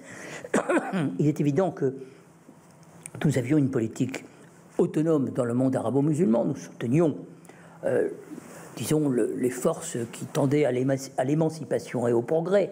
Et dans le monde arabo-musulman, il y avait des tendances diverses. Disons que l'Arabie saoudite, c'est quand même l'allié américain, l'allié des États-Unis depuis 1945, et même depuis plus longtemps, parce que l'Aramco avait pu voir qu'il y avait en Arabie saoudite beaucoup de pétrole. Mais l'Arabie saoudite, c'était un régime wahhabite. Il y a à la tête de l'Arabie saoudite une dynastie, les Saouds, qui sont alliés à une famille, Al-Sheikh, qui est l'héritière de Abdul Wahab, un doctrinaire takfiriste, enfin comment dirais-je, un doctrinaire rigoriste du XVIIIe siècle, hein, puisque ça s'est passé à la fin du XVIIIe siècle, hein, et que ce régime wahhabite était considéré comme tout à fait inexistant tant qu'il était cantonné au désert du Nejd, autour de Riyad, personne, ça n'intéressait personne. Mais le jour où il a pris les lieux saints de la Mecque, en 1918-19, en chassant les Hachémites, et le jour où on a vu qu'il y avait beaucoup de pétrole en Arabie Saoudite, et quand il y a eu les chocs pétroliers qui ont donné une immense fortune à ce pays, et les moyens de propager cette doctrine wahhabite, qui est une doctrine qu'on appelle aussi salafite, c'est-à-dire qui prône le retour aux pieux ancêtres contemporains de Mahomet au 7e siècle, évidemment, des boucles du Niger, de la boucle du Niger jusqu'au Pakistan et même à l'Indonésie, de la Volga, hein, et du Caucase jusqu'au cœur de l'Afrique, construction de madrasas, d'écoles coraniques, construction de mosquées, formation d'imams wahhabites, tout ça, au bout de 30 ou 40 ans, finit par avoir un effet. Un autre effet, c'est que l'armée française a, pour une fois, accepté d'être mise sous contrôle opérationnel américain. Nos troupes étaient disposées très à l'ouest, j'y avais veillé d'ailleurs, mais elles étaient quand même sous contrôle opérationnel de l'état-major américain. Et depuis, cette formule s'est développée dans la guerre de Yougoslavie, et naturellement, c'est la formule qui fonde le système de l'OTAN que nous avons réintégré sur le plan militaire avec M. Sarkozy en 2008. Donc, la guerre du Golfe a été le début d'une correction de trajectoire considérable qui nous a fait revenir sur l'orientation qui avait été choisie par le général de Gaulle en 1966, qui était la sortie du système militaire intégré de l'OTAN, plus de bases américaines en France, et l'autonomie de nos forces, même s'il y avait un accord Ayré et Lemnisser, c'est le nom des deux chefs d'état-major, pour ce qu'il convenait de faire en cas de guerre sur le territoire européen. Mais l'armée française ne dépendait que d'elle-même, hein, conformément aux orientations que le général de Gaulle avait tracées dans un discours célèbre, le discours de l'école militaire en 1959. Donc alors, nous ne sommes pas revenus tout à fait à la même situation, il n'y a plus de base américaine en France, et de toute façon, on sait qu'à l'intérieur de l'OTAN, un pays qui ne veut pas faire quelque chose peut ne pas le faire. Par exemple, les Turcs ont refusé le passage pendant la deuxième guerre du Golfe ont refusé le passage aux Américains en direction de l'Irak. Ils ont refusé l'utilisation de la base d'Incirlik, qui est une base américaine dans le sud de la Turquie, et qui, évidemment, aurait permis de frapper à courte distance les objectifs en Irak. Mais nous ne sommes plus tout à fait dans la même situation qu'avant 1966. Nous avons aussi une force de dissuasion nucléaire qui nous permet de maîtriser en dernier ressort notre défense si nous le voulons. Mais il n'en reste pas moins que toute notre politique étrangère au Moyen-Orient a basculé du côté de ce qu'était l'école interventionniste américaine, des néocons qui ont impulsé particulièrement l'invasion de l'Irak, la deuxième guerre du Golfe en 2003, mais qui ont été à l'origine, je dirais, d'autres interventions, enfin à l'origine, qui ont couvert d'autres interventions, par exemple la Libye, quand M. Sarkozy et son collègue britannique, qui à l'époque s'appelait Cameron, non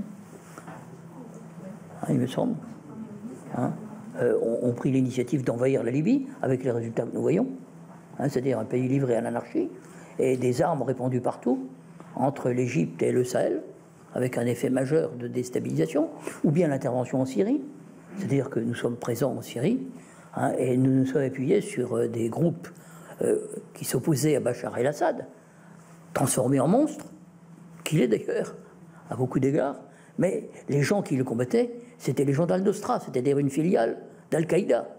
Alors, pouvait-on choisir entre Bachar et Al-Qaïda ou Daesh, car ensuite Daesh est passé d'Irak en Syrie.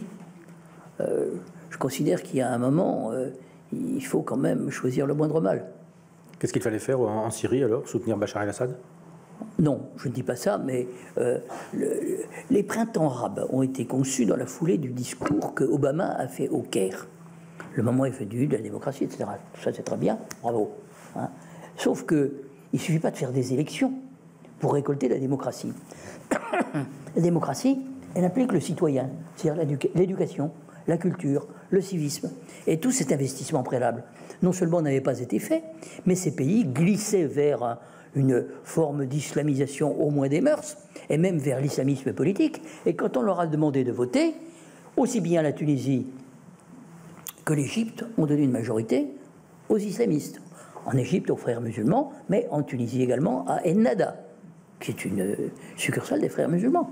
Donc, on a vu que les frères musulmans n'avaient pas la capacité de gérer ces pays, et la population s'est retournée contre eux. Donc, il y a eu de nouvelles élections, et ils ont été balayés. Et comme la France avait été montrée du doigt par les Américains en disant « mais vous avez soutenu Ben Ali », alors on n'a pas pu dire « vous avez soutenu Moubarak », parce que c'est vrai qu'on avait soutenu Moubarak, mais les Américains aussi. On a dit « écoutez, vous êtes en retard par rapport aux révolutions arabes, etc. » Donc pour se rattraper, et je pense que c'est le mobile principal de Nicolas Sarkozy, il a fait l'expédition de Libye,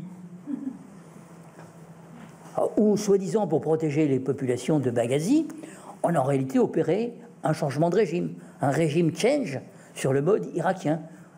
On a dégommé Saddam Hussein, puis on l'a fait assassiner, et là, même topo avec Kadhafi. Donc en Syrie, dans un premier temps, on a vu que Bachar el-Assad avait quand même plus d'appui que la plupart des autres dictateurs, parce que Bachar el-Assad s'appuie sur toutes les minorités syriennes et sur une fraction de la bourgeoisie sunnite. Et très rapidement, un certain nombre de pays sunnites ont pris comme décision de soutenir les groupes d'opposition à Bachar el-Assad, parce que Bachar el-Assad était l'allié de l'Iran. Or, l'Iran était en position dominante au Moyen-Orient, et pour l'Arabie saoudite et pour la Turquie, il était très important de faire en sorte que Bachar el-Assad puisse être balayé. C'était leur intérêt, pour rééquilibrer le jeu, pour casser l'axe chiite que l'Iran dessinait de Téhéran à travers l'Irak, qui était passé dans leur escarcelle, puis la Syrie, qui était leur allié traditionnel, jusqu'au Liban, où le Hezbollah représente la minorité chiite importante au Liban. Donc il y avait cet axe chiite que les puissances sunnites, le Qatar, l'Arabie saoudite, la Turquie voulaient casser. Et la Turquie ayant une frontière de 800 km avec la Syrie, les déserteurs de l'armée syrienne ont pu former l'armée syrienne libre en 2011. Puis les hommes politiques syriens qui avaient quitté le régime ont créé la coalition nationale syrienne. Et les puissances amies ont créé l'association des amis de la Syrie. Et tout ça, c'est largement fait sur le territoire turc. Ça, c'est le changement de cap de Erdogan, qui, au départ, avait gardé la politique de Kemal Atatürk, un zéro ennemi à nos frontières. Et là, dans le cadre d'une politique qualifiée de néo-ottomane, il voulait prendre en quelque sorte l'ascendant sur la Syrie, de même qu'il soutenait en Égypte Morsi et les frères musulmans. Et on ne peut pas comprendre ce qui se passe aujourd'hui entre le Qatar, l'Arabie saoudite, l'Iran, si on n'a pas cette idée qu'en effet, il y avait au niveau des frères musulmans une sorte de coalition qui visait à remplacer Bachar el-Assad. Alors pour nous, la question était de savoir s'il était judicieux de balayer Bachar el-Assad pour mettre au pouvoir une coalition qui n'aurait pas été composée de rebelles modérés, mais de rebelles pas modérés du tout, qui auraient été soit des salafistes, dans la meilleure hypothèse, soit des gens liés à Al-Qaïda, soit ceux qui étaient les plus dynamiques sur le terrain, Daesh, si, par exemple, nos avions avaient frappé le régime en 2013. J'étais à ce moment-là tout à fait hostile à cette frappe. Je l'ai exprimé à la tribune du Sénat en disant à Laurent Fabius, il faudrait quand même que dans certains cas, nous cherchions à ne pas nous situer à l'ouest de l'ouest, ce qui a fait rire sur certains bancs, grimacer sur d'autres, et qui était évidemment une critique de la politique qui avait été choisie alors par François Hollande et Laurent Fabius. Est-ce que j'ai été assez clair? Donc, voilà. Ensuite, nous sommes dans cette situation très confuse où on pourrait, en effet, essayer de rendre des pays comme l'Irak et la Syrie vivables pour leur population, ce qui implique beaucoup de diplomatie, un élargissement en tout cas du régime syrien, mais pas sa destruction. Parce que la destruction de l'État syrien, ça donnerait en Syrie ce que ça a donné en Irak, ce que ça a donné en Libye, ce que ça a donné au Yémen, les exemples abondent. Et il y a déjà suffisamment d'États faillis dans le monde, notamment en Afrique, mais aussi ailleurs, pour qu'on n'en rajoute pas de nous-mêmes. Parce qu'on parle du problème des réfugiés, mais ces réfugiés, ils fuient des pays que nous avons largement contribué à déstabiliser. Ce n'est pas que je veuille dire que nous sommes à l'origine de tout. Bien entendu, l'intégrisme religieux, il existe depuis très longtemps, depuis des décennies. Les frères musulmans, ils ont été fondés en 1928, au lendemain de la chute du califat ottoman. Les salafistes, je vous l'ai dit tout à l'heure, c'est une création de Abdul Wahab au XVIIIe siècle. Et nous avions déjà affaire à eux. L'armée de Bonaparte a dû faire face à quelques assassins qui étaient de cette provenance. Kléber a dû être assassiné par quelqu'un qu'on a qualifié de fanatique. À l'époque, on ne rentrait pas dans les détails. On a dit qu'il était assassiné par un fanatique. Mais disons que c'est Mehmet qui est allé casser la première version du wahhabisme.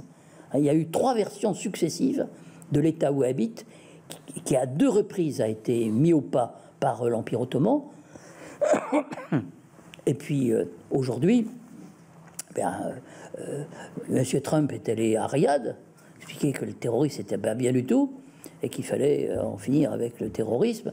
Alors la semaine qui a suivi, on a déclaré que le Qatar était mis au banc de l'humanité. Mais c'est peut-être un peu plus compliqué que ça. Lénine, après avoir... Tchernyshevsky avait écrit un livre qui s'appelait « Que faire ?» et Lénine a repris son titre « Que faire ?» Et alors, si on posait la question à Jean-Pierre Chevènement, que faire? Le libéralisme a rendu possible Marine Le Pen à 30% et au second tour des présidentielles. Ces comportements partout sur la planète ont généré le djihad et le terrorisme. Qu'est-ce qu'on peut faire aujourd'hui quand on est président de la République, par exemple en France? D'abord, le djihadisme est une conséquence qui va au-delà de l'immense ressentiment que nourrit le monde arabo-musulman depuis la colonisation, depuis le démantèlement de l'Empire ottoman, hein, l'installation d'Israël, les 2 guerres du Golfe, etc. Le terrorisme djihadiste est une des facettes de l'anarchie qui se développe dans le monde du fait des mutations du capitalisme, qui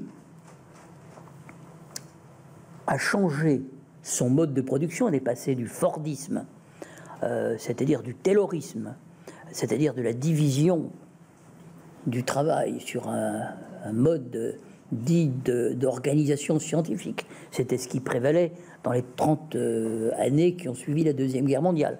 Mais on est passé de ce système à un autre système qui est le capitalisme financier mondialisé, l'acquisition de la valeur pour l'actionnaire, la segmentation de la production à travers la mise en concurrence des territoires, donc la dispersion des différents étages de production d'un produit dans le monde entier, certains pays ayant réussi quand même à maîtriser l'assemblage, la conception, les marges, hein, l'Allemagne, le Japon, la Corée, beaucoup mieux que la France, il faut le dire, parce que nous avons par exemple délocalisé notre industrie automobile, ce que n'a pas fait l'Allemagne.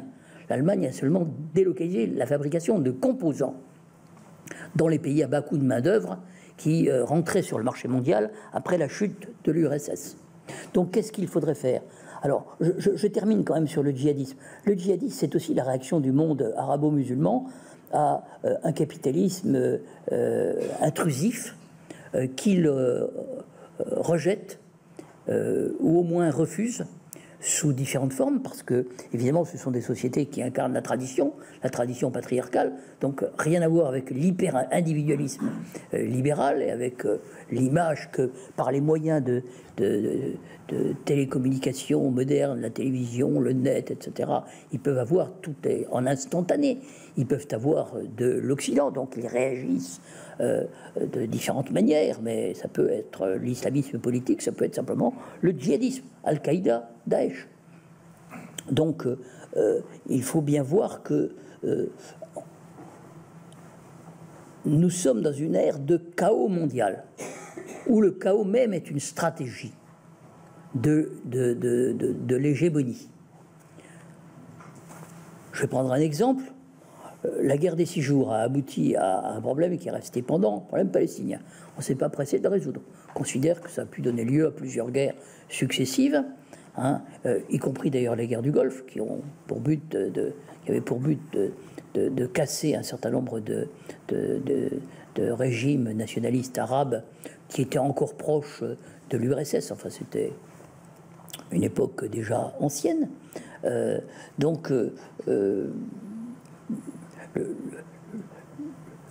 que j'appelle l'organisation du chaos, c'est par exemple l'invasion de l'Irak, l'invasion de la Libye, la manière dont est traité le problème syrien, qui, si on voulait le régler, impliquerait l'accord non seulement des États-Unis, de la Russie et des Européens, mais aussi des grandes puissances locales, la Turquie, l'Iran, l'Arabie Saoudite et l'Égypte, du point de vue des Arabes sunnites. Si tout le monde se mettait autour d'une table, non seulement on pourrait réduire Daesh à Raqqa et à Mossoul, militairement parlant, mais vous savez que le problème qui se pose, c'est qu'en réalité, ceux qui sont autour de Raqqa et ceux qui sont autour de Mossoul ne sont pas d'accord entre eux. Parce que d'un côté, vous avez les Iraniens, les Irakiens chiites, hein, et les Syriens de Bachar el-Assad, le gouvernement de Damas, et de l'autre côté, vous avez les sunnites, plus ou moins divisés et plus ou moins appuyés par les puissances financières du Golfe, les pétromonarchies, les États-Unis, l'Europe, par des armes, par des drones, par des forces spéciales. Donc il y a quand même une gestion assez chaotique de ces dossiers qui gagneraient à être traités avec des idées simples, hein. L'intégrité des frontières de ces pays, le pluralisme ethnique et religieux, la citoyenneté syrienne ou irakienne, et des gouvernements inclusifs. C'est ce qu'a d'ailleurs souhaité le président Macron. Ça a été peu remarqué parce qu'on a beaucoup glosé sur l'affaire des LGBT de Tchétchénie, mais Macron a quand même dit une chose, c'est qu'il fallait trouver quand il a reçu Poutine à Versailles, il fallait trouver une solution inclusive en Syrie, y compris avec les représentants de Bachar el-Assad. Ça, c'est un changement de cap complet par rapport au gouvernement précédent, mais que notre système médiatique, pour des raisons que je n'ai pas besoin de d'élucider devant toi, a totalement occulté. Peut-être faut-il mieux que cette occultation ait eu lieu, parce que ça permet de progresser. Mais il y a évidemment beaucoup de choses qui ne peuvent pas se comprendre facilement, parce que le pouvoir, il s'exerce aussi à travers les médias, ce que les gens pensent qu'il faut faire. Il y a une sorte d'immense conformisme qui oriente les politiques. Mais néanmoins, c'est là où je ne suis pas tout à fait d'accord avec toi, si tu me permets de te le dire. Moi, je suis pour une certaine verticalité. Vous allez me dire, vous êtes comme Poutine, la verticale du pouvoir. Non, non, non. Je suis un républicain. Je ne dis pas un bon républicain, je suis un républicain. Et quand le débat républicain a eu lieu, un débat à hauteur d'homme, comme tu l'as dit, horizontal, le débat a lieu, il faudrait une presse évidemment libre, permettant l'expression de toutes les opinions, il faudrait des citoyens bien formés par une école digne des missions qui lui ont été confiées par Jules Ferry et quelques autres, parmi lesquels je me compte. À partir du moment où ce débat républicain aurait eu lieu, sanctionné par l'élection, il y a un gouvernement, il y a un président qui est élu, eh bien lui, il doit prendre des décisions. Et il faut qu'il prenne des décisions qui soient justes. Il peut prendre des décisions fausses. Je pense que François Mitterrand n'a pas toujours pris les bonnes décisions. Chirac non plus, Hollande non plus, Sarkozy non plus, Giscard non plus. Alors Sarkozy, je ne veux pas être trop dur avec Sarkozy, parce que par rapport à la crise financière de 2008, oui, Sarkozy a une bonne réponse, c'est de créer le G20 et de lancer un plan de relance à l'échelle mondiale. Par contre, sur la Libye, il a tout faux. Ça, c'est clair. Et sur le TSCG, le traité budgétaire européen, à mon avis, c'est une erreur magistrale. C'est un traité que Hollande promet de renégocier, mais qu'il ne renégocie pas. Ce qui donne évidemment une politique qui n'est pas celle qu'il avait annoncée. Ce qui contribue à démobiliser son camp. Mais il faut le dire, c'est la politique qu'au fond, il avait toujours soutenue. Depuis son âge le plus tendre, il était un des créateurs de ce qu'on appelait les transcourants, c'est-à-dire un courant deloriste dans le Parti socialiste dès les années 80. Il était très européiste, etc. Et on ne peut pas faire le reproche à François Hollande de n'avoir pas eu une certaine cohérence tout au long de son parcours. Même Lisbonne, c'était tout à fait cohérent avec ce qu'il pensait. C'était évidemment pas cohérent avec le discours officiel du Parti socialiste. Mais je dirais, je suis quand même pour la verticale du pouvoir, parce que Hollande, il a quand même bien dû prendre quelques bonnes décisions. Par exemple, faire monter l'État au capital de Peugeot. Ça a sauvé Peugeot. Alors, il y a par contre une décision que je déplore, c'est la vente d'Alstom à General Electric. Ça, il aurait fallu y mettre obstacle. Donc voilà, je pourrais nuancer à l'infini, parce qu'il y a beaucoup de mauvaises décisions, mais il y en a aussi quelques-unes de bonnes. Et je pars toujours du principe qu'il vaut mieux une décision que pas de décision. Alors de ce point de vue-là, Hollande nous a vraiment offert l'exemple de grande capacité de ne pas décider. Car Hollande pensait qu'il fallait attendre que les choses retombent pour savoir comment il devait se positionner. Donc c'était une vision qui a été théorisée d'ailleurs par beaucoup de grands hommes, enfin de grands hommes plus ou moins grands. C'était l'idée de Queuille, qu'on appelait l'immobilisme, et qui a été condensée par un haut fonctionnaire qui un jour m'avait donné un ordre disant: apprenez jeune homme. J'étais jeune, je n'étais même pas jeune fonctionnaire, enfin si on peut dire que j'étais jeune fonctionnaire. Il dit: apprenez jeune homme, ça se passait pendant la guerre d'Algérie. J'étais en fait sous-lieutenant détaché.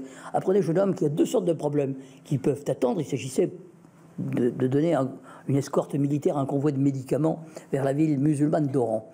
Et il y a deux sortes de problèmes. Ceux qui peuvent attendre demain, parce que les gens qui aujourd'hui sont dans l'antichambre et seront là demain, et puis il y a ceux qui peuvent attendre demain, parce que les gens qui sont dans l'antichambre demain ne seront plus là. Ça, c'était la théorie de Queuille. Et c'était la théorie de Chirac, qui était à l'école de Queuille. Et Mitterrand avait des sympathies pour Queuille, donc il disait il ne faut pas dire trop de mal du président Queuille, parce que le président de Queuille, c'était un homme extrêmement prudent. Il attendait que les choses retombent. Évidemment, moi, c'est pas ma tendance naturelle. Je suis plutôt pour prendre des bonnes décisions. Mais je reconnais que quelquefois, il faut savoir attendre. Il n'y a pas de règle. Mais la verticale du pouvoir, c'est quelquefois utile. Sinon, c'est l'anarchie. L'anarchie, ça peut être la guerre civile. Hein. Et la verticale du pouvoir, c'est aussi l'édit de tolérance. C'est le parti politique pendant les guerres de religion. Henri IV, mais avant lui, Henri III, qui a fini sous le coup de couteau d'un ligueur, d'un moine ligueur. Mais c'était déjà le roi de France qui était pour la conciliation entre les catholiques et les huguenots. Donc il faut bien une ligne politique, c'est nécessaire. Il faut une vision. Donc il y a ceux qui cueillent et ceux qui tranchent. Et tu me permettras d'être de ceux qui tranchent, parce qu'on avait dit 19h30 pour les questions. Merci Jean-Pierre pour cette magnifique leçon d'histoire, de géostratégie.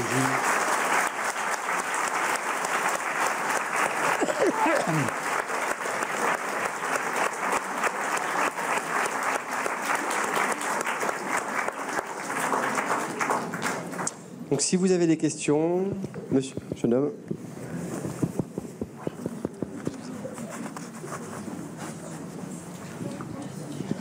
Bonsoir messieurs, bonsoir monsieur Chevènement. Je souhaiterais savoir si pour vous, vous aviez un héritier aujourd'hui dans le débat politique actuel. Merci. Mais j'en ai beaucoup et de très honorables. Hein, ils sont partout. Il y en a qui se réclament abusivement de moi. C'est plutôt les médias qui me les collent dans les pattes.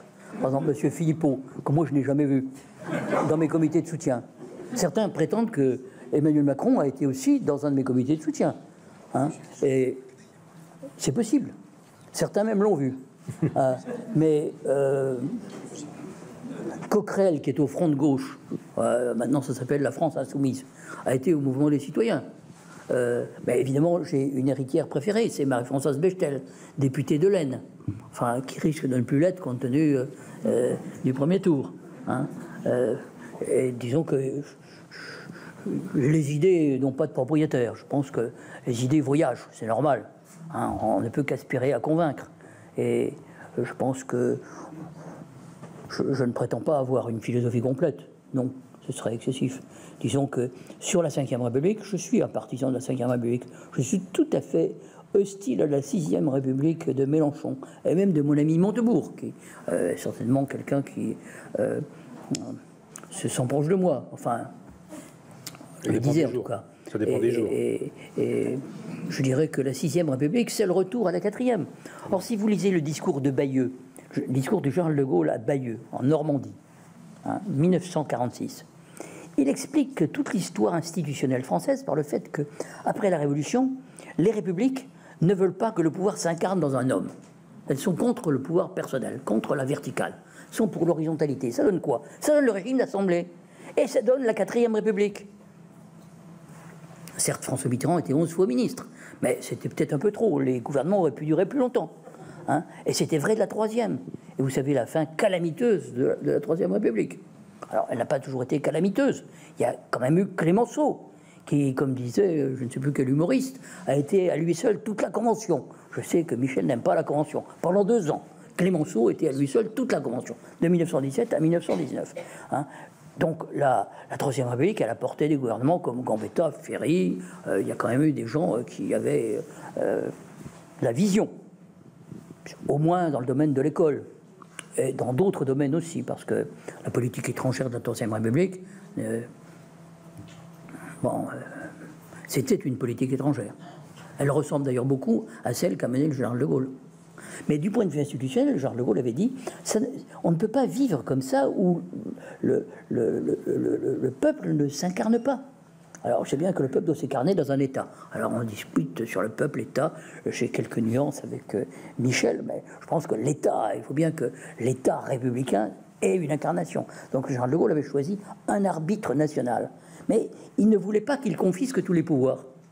Et au départ, Michel Debré, qui était chargé de rédiger la Constitution, disait c'est un parlementarisme rationalisé. Et du président Belge, il disait c'est un monarque républicain. Après 62, c'est un monarque républicain. Mais il y a quand même le gouvernement qui doit avoir une majorité, un Premier ministre qui est chargé de gouverner le pays.